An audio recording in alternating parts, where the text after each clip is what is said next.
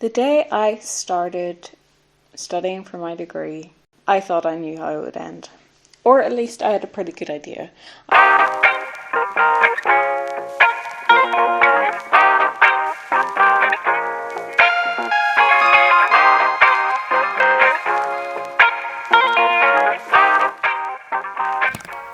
It's raining.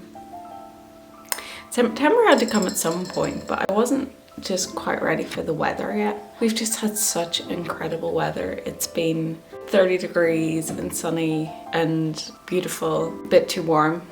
Now we have normal weather for September and my brain is crying a little bit inside. I sometimes think back on myself whenever I was 18 or 16 and think, oh, little Leah, she doesn't know what's coming. But that's not fair. No one knows what's in the future. Are they for me? Spicy flowers. That's the inherent joy of it all, right? We just don't know what's going to happen next. And the best thing about it is that we get to go along for the ride. Yeah. I am Marijn. I live in the Netherlands and I have graduated about 4 months ago, something like that. Not very sure, because I graduated in IT studies. Yeah. And now I am doing sort of like outdoor activity manager, something like that. So it's kind of the polar opposite of it. Something that we're not really told a lot about is post-graduation anxiety and trying to figure out who you are as a person after you've graduated. So PCSD, or post-graduation stress, is basically when you feel like you've failed whenever you don't get a job in your area of study, like immediately after you've graduated.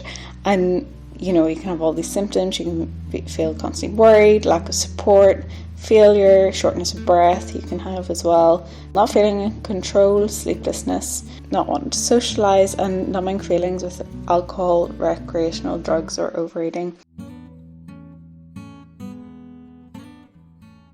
Do you ever have moments where you're like, if I could see 5 years into the future? If I had to guess where I'd be in 5 years, then I have no clue, to be honest. Yeah. We did this like study at schools that was like, where do you think you'll be in 5 years? And at that point I thought I had it figured out. I thought I was like, okay, so I'm going to do 3 years of university and then I'm going to work as a midwife and maybe meet someone. But there was no part of... You first met someone and then you moved somewhere. And yeah, like life kind of threw this a big curveball at me, yeah. And just kind of, moved my plans. But I don't mind that at the same time. No. But it would be fun to... Well, it'd be fun. It wouldn't be fun to know the future. Yeah, if we know what's going to happen, then it's not really an adventure, right? No.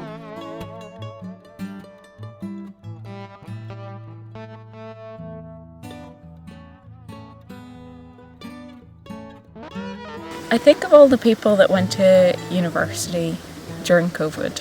There we were, sitting behind the screens where, in my instance anyway, we had always been in class before and we'd always been interacting with people and, you know, talking about things, complaining about things together and like seeing each other.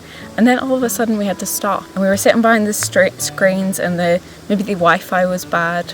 Maybe we missed things. We definitely learned less because of COVID. Learning online is not the same as learning in a classroom. I could put down my computer and walk away.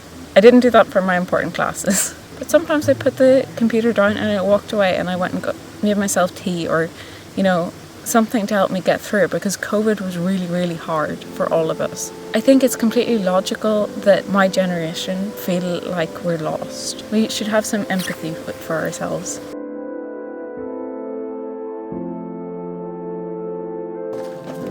I think the longer that I worry about what the future will be, the less I get to live in the present. And there's so many fun things in the present. Let's speak for yourself. Do it again? Me? Yeah. In Ireland. When I was young, I wanted to do all of the things. I wanted to experience everything that there was to experience.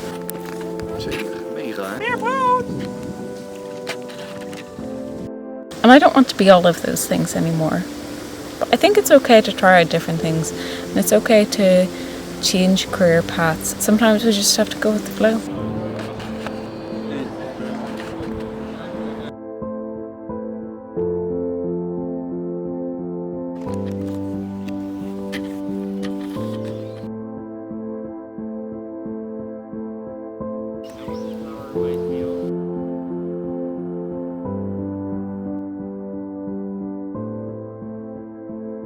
If you're struggling with things, which many people are, don't forget to talk to your GP or talk to someone close to you and get help.